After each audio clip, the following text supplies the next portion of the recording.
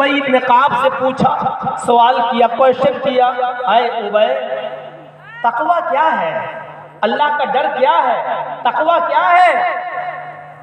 تو حضرت ابی بن کعب نے جو جواب دیا وہ سنیے، اور اس کے بعد ہم آگے بڑھتے ہیں۔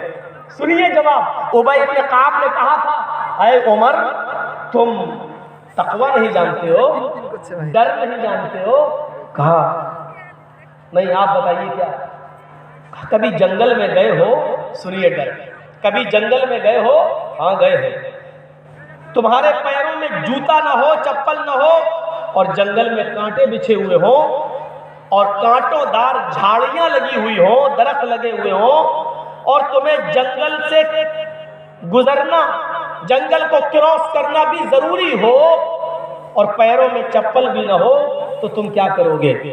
تو حضرت عمر نے جو جواب دیا وہ سنیے۔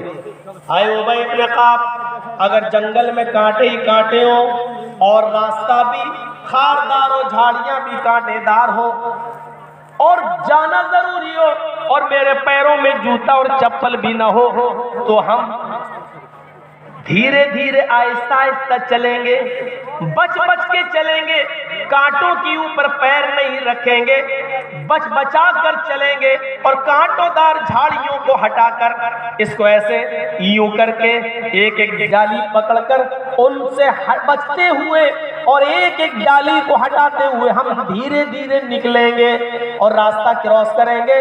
اگر کانٹے ہی کانٹے بچھے ہوئے ہوں تو ہم کانٹوں سے بچ بچ کے گزریں گے، کانٹوں سے بچ بچ کے چلیں گے۔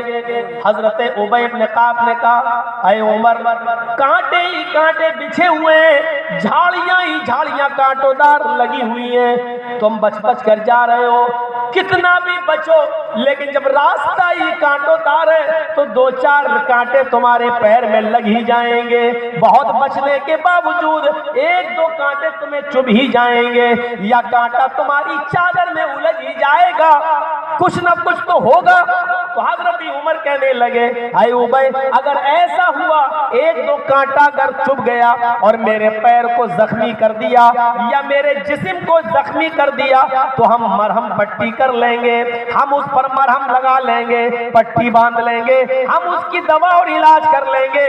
حضرت ابی نے کہا، اے عمر یہی تقوی ہے، یہی پرہیزگاری ہے، یہی تو تقوی ہے۔ جیسے جنگل میں کانٹے ہی کانٹے بچھے ہوئے ہوں اور ان کانٹوں سے گزرنا بھی ضروری ہو تو تم کانٹوں سے بچ بچ کے چلتے ہو، ایسے ہی اس دنیا میں گناہوں کا جال بچھا ہوا ہے، قدم قدم پر گناہوں کا بازار لگا ہوا ہے، قدم قدم پر تمہیں گناہوں کے بازار سجے ہوئے ملیں گے، لیکن اس دنیا میں رہنا بھی ضروری ہے، اس دنیا میں زندگی گزارنا بھی ضروری ہے۔ جیسے جنگل کے اندر تم کانٹوں سے بچ بچ کے گزر جاتے ہو، اسی طریقے سے دنیا میں جہاں گناہ ہی گناہ ہو تم گناہوں سے بچ بچ کر چلے جاؤ، گناہوں کی طرف تاک کر نہ دیکھو، اور آہستہ آہستہ اس دنیا گناہگار زندگی سے، اس گناہگار دنیا سے تم کانٹوں سے نہیں گناہوں سے بچ بچ کے گزر جاؤ۔ ہاں جب گناہ ہی گناہ ہے تو دو چار گناہ تم سے ہو ہی جائیں گے، انسان ہونے کے ناطے جیسے دو چار کانٹے لگ جائیں گے تو تم اس کا علاج کر لو گے، ایسے اگر دو چار گناہ تم سے ہو بھی جائیں تو تم اس کا علاج کر لو۔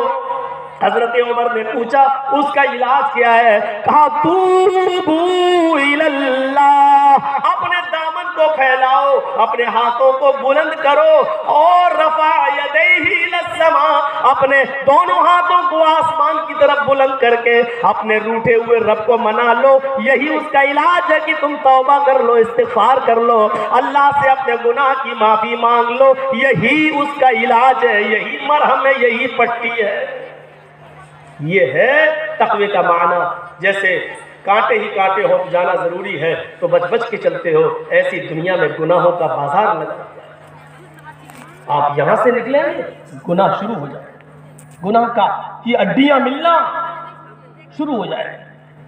دیکھیے جیسی گئے باہر نکلیں گے، پان کی دکان ملے گی، اس پہ تمباکو بک رہی ہوگی، سگریٹ بھی بک رہی ہوگی، بیڑی بھی بک رہی ہوگی، تھوڑا سا اور آگے جائیں گے چوڑیوں کی، لپسٹک کی، کریم کی دکانیں ہوں گی، اور وہاں ہماری آپ کی ماں بہنیں بیٹھی ہوئی ہوں گی، خرید رہی ہوں گی، مردوں سے خرید و فروخت کر رہی ہوں گی۔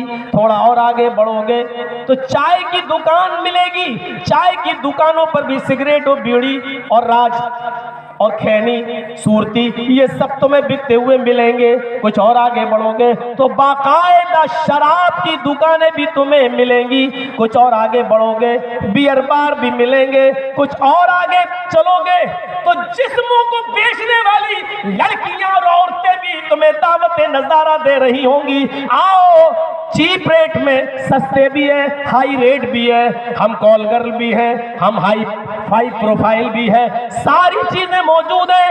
یہ دنیا میں گناہوں کا جال ہے، جیسے کانٹوں سے بچ بچ کے گزرتے ہو ایسے ہی دنیا میں گناہوں سے بچ بچ کے چلے جاؤ، یہی تقوی ہے۔ اگر ایک آدھ گناہ تم سے ہو جائے تو تم اللہ سے توبہ کر لیا کرو۔